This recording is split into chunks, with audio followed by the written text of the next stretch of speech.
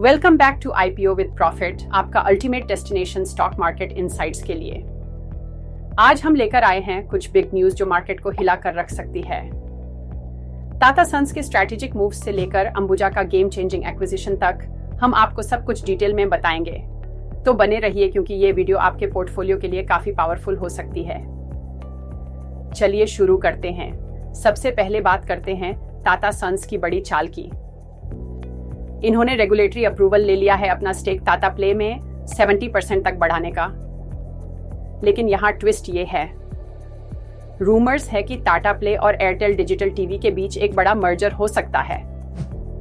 अगर ऐसा होता है तो टाटा डीटीएच मार्केट में डोमिनेंस कर सकता है। तो इसका टाटा के स्टॉक प्राइस और ग्रोथ पोटेंशियल पर क्या इंपैक्ट पड़ेगा, चलिए एनालाइज करते हैं। टाटा सन्स का टाटा प्ले में स्टेक बढ़कर 70% करना काफी स्ट्रैटेजिक मूव है।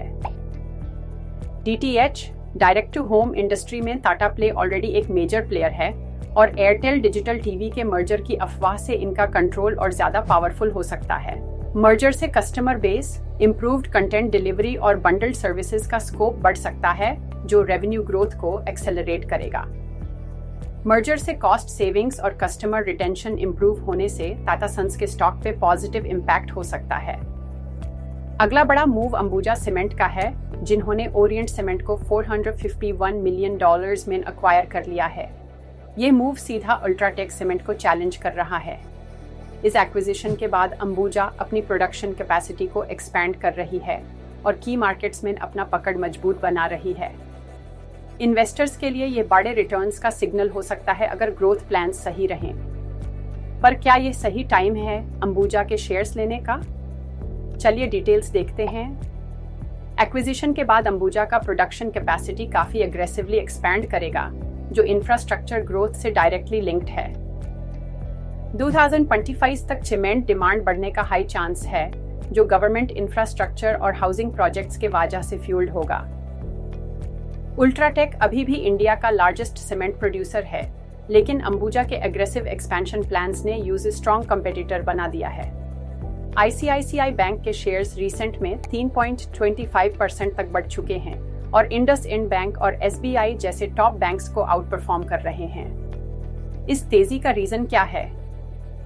Strong financial performance, increasing loan growth और डिजिटल ट्रांसफॉर्मेशन इनिशिएटिव्स इसके की फैक्टर्स हैं।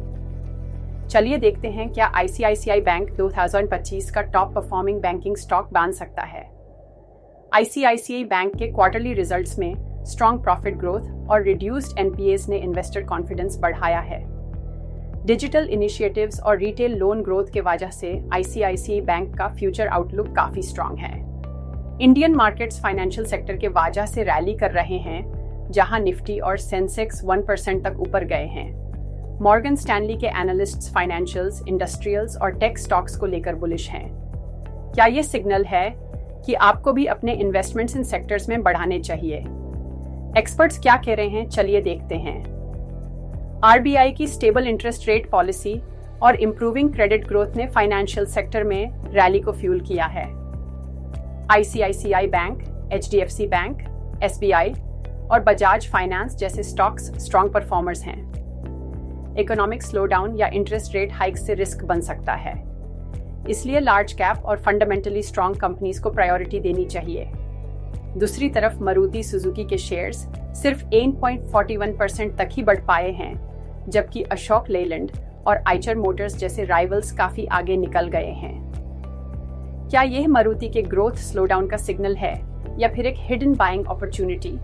आइए एनालाइज करते हैं उनकी रीसेंट मूव्स को और देखते हैं स्टॉक का अगला कदम क्या हो सकता है।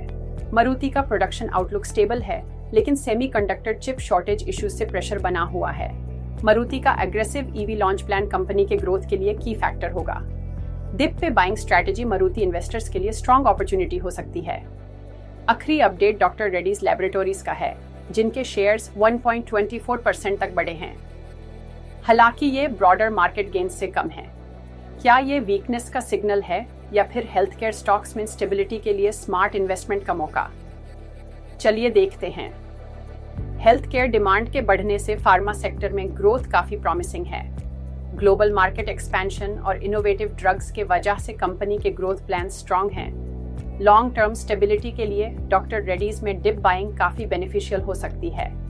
स्टॉक मार्केट में एक्शन काफी गर्म है और ये डेवलपमेंट्स आपके इन्वेस्टमेंट स्ट्रेटजी को शेप कर सकती हैं। चाहे आप टाटा के बोल्ड मूव्स देखें, अंबुजा की एग्रेसिव एक्सपेंशन या आईसीआईसी बैंक की रैली, स्मार्ट इन्वेस्टर्स के लिए ये सभी स्टॉक्स में बड़ा पोटेंशियल हो सकता है। आपको क्या लगता है 2025 में कौन सा स्टॉक सबसे ज्यादा परफॉर्म करेगा? नीचे कमेंट्स में जरूर बताएं। Don't forget to like, share और सब्सक्राइब करें आईपीओ विद प्रॉफिट को पावरफुल इनसाइट्स के लिए। Stay profitable, stay smart.